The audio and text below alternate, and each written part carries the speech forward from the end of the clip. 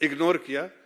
और जबकि उस कैबिनेट का डिसीजन था कि हर साल ऑडिट किया जाएगा इस डिस्कॉम्स का, हर साल इसकी ऑडिट की जाएगी ताकि कोई घोटाला ना हो इसमें।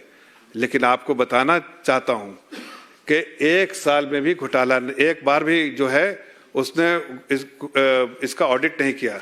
और कारण यह है कि अगर ऑडिट करते तो पता चल जाता कि कितने बेनिफिशियरीज को मिला, कितने लोग को पैसा दिया गया, सब्सिडी दी गई। ये सारी चीजें जो है वो किसी को नहीं मालूम है, ना पब्लिक डोमेन में मालूम है, ना सरकार को मालूम है, खाली केजरीवाल जी को मालूम है। इसलिए कि वहां कमीशन जो गया है, जो अंडरस्टैंडिंग थी कमीशन लेने का, इसलिए वो सारे घोटाले, चाहे वो शराब घोटाला हो, चाहे बस घोटाला हो, सब में वो कमीशन खोरी करते हैं। इसमें भी डिस्कॉम के साथ एक साठ घाट करके उन्होंने घोटाला किया। और उसके साथ साथ ऑडिट कराने के बजाय उन्होंने बिल्कुल ऑडिट नहीं किया, एक साल का भी नहीं, तो दूध का दूध पानी का पानी हो जाता। जो केजरीवाल जी 2013 में कहते थे कि हर कंपनियों की ऑडिट कराएंगे और ऐसी कंपनियां जो चोर है उस कंपनियों को हम उससे दूर रहेंगे, लेकिन आज उन कंपनियों के साथ खड़े हैं, उन कंपनियों के साथ साठगांठ कर रहे हैं और उन कंपनियों को ही प्रमोट कर रहे हैं। तो इससे समझ में आता है केजरीवाल जी आप घोटाला करते हैं लेकिन मुखौटा पहनते हैं।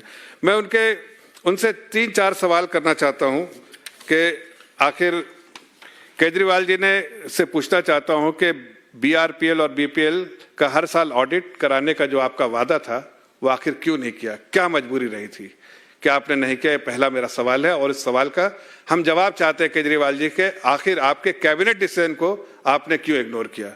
दूसरा सवाल है कि जब आपको दिल्ली इलेक्ट्रिसिटी रेगुलेटरी कमीशन ने आदेश दिया था, और उसका लेटर मैं आपको दिखाना चाहता हूं, उसका लेटर ही मैं ढूंढ रहा था, ये लेटर है, देखिए ये लेटर है डीईआरसी का, जिसमें बड़े साफ लफ्जों में आदेश दिया गया है दिल्ली गवर्नमेंट को कि आखिर आपको जो भी सब्सिडी देते हैं वो डायरेक्ट बेनिफिट ट्रांसफर के तहत किया जाए। अभी लेफ्टिनेंट गवर्नर जी ने चीफ सेक्रेटरी से इस पे 7 दिन के अंदर रिपोर्ट मांगी है कि आखिर क्यों ऐसा नहीं किया गया, जबकि ये डीईआरसी का इंस्ट्रक्शन था, आदेश था दिल्ली गवर्नमेंट को कि आप जो भी है वो इसके थ्रू डीबीटी के थ्रू किया जाए।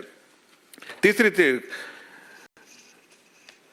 आखिर जो मैंने पहले भी कहा उसी का जिक्र कर रहा हूं कि आखिर कोई कारण तो होगा कि सरकारी रिटायर्ड ऑफिसर्स जो दिल्ली गवर्नमेंट के इंटरेस्ट को प्रोटेक्ट करते थे उनको बिल्कुल हटा दिया गया बोर्ड से। वो कौन सी मजबूरियां थी? क्या वो आपके आड़े आ रहे थे? क्या आपको घोटाला करने में मदद करने के बजाय वो आपके आड़े खड़े हो गए थे? आखिर वो कौन सी बात थी? जितने senior officers, finance secretary, power secretary, chief secretary, जो उसके मेंबर होते थे, बोर्ड पे रिप्रेजेंटेटिव होते थे, इन सब को आपने हटा दिया। लेकिन आपने रखा कैसे लोगों को? जो घोटाला के लिए जाने जाते हैं, एनडी गुप्ता, जैस्मिन शाह, ये सब तो इनके प्यादे हैं जो घोटाला करते हैं।